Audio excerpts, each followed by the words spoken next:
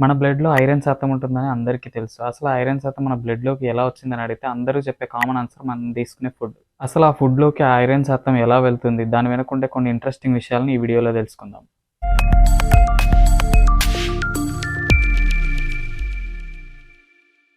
మనం రోజు తీసుకునే ఫుడ్ లైక్ కూరగాయలు, ఆకుకూరలు, మాంసం మరియు మనలో ఇన్‌బిల్ట్‌గా ఎలా ఐరన్ శాతం వచ్చిందన్న విషయాన్ని ఇప్పుడు తెలుసుకుందాం.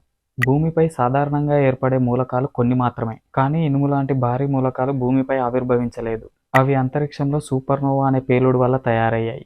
పెద్ద నక్షత్రాలు వాటి చివరి దశలో ఉన్నప్పుడు అవి పెద్దగా పేలి అంతమవుతాయి. దాన్నే సూపర్నోవా అంటారు. ఆ సమయంలోనే ఇనుము, నికెల్ మరియు హెవీ ఎలిమెంట్స్ ఉత్పత్తవుతాయి. ఆ పేలుళ్ల వల్ల తయారైన ఎలిమెంట్స్ అన్నీ అంతరిక్షంలో తేలుతూ విశ్వంలో అన్ని వైపులా పాకిపోతాయి. అలా ఏర్పడిన గాలులు, ధూళి, గ్యాస్ మేఘాలు అన్నీ కలిసి ఒక కొత్త సోలార్ సిస్టమ్‌ని ఫార్మ్ చేస్తాయి. మనం ఉంటున్న ఈ భూమి ఆ విధంగా తయారైందే. అందులో భాగంగా ఇనుము కూడా భూగర్భంలో కలిసిపోయి అక్కడి నుంచి మొక్కల ద్వారా, శాకాహారాల ద్వారా మరియు మాంసాహారాల ద్వారా మనం డైలీ ఫుడ్‌లో తీసుకుంటున్నాం. శాస్త్రవేత్తలు చెప్తుందేంటంటే మన శరీరంలో ఉండే కార్బన్, నైట్రోజన్, ఆక్సిజన్, ఇనుము ఇవన్నీ ప్రాచీన నక్షత్రాల గర్భాల్లోంచి పుట్టినవే అని. మరియు మనం తినే ఆహారం, తాగే నీళ్లు, శ్వాసించే గాలిలో కూడా కొన్ని అణువులు ఉన్నాయని, వాటికి బిలియన్ సంవత్సరాల వయసు ఉంటుందని కూడా చెప్తున్నారు. దీనిపై మీ అభిప్రాయాన్ని కామెంట్ చేయండి. అండ్ ఇన్ఫో ఓకే అనిపిస్తే లైక్ చేసి మన ఛానల్ని సబ్స్క్రైబ్ చేసుకోండి.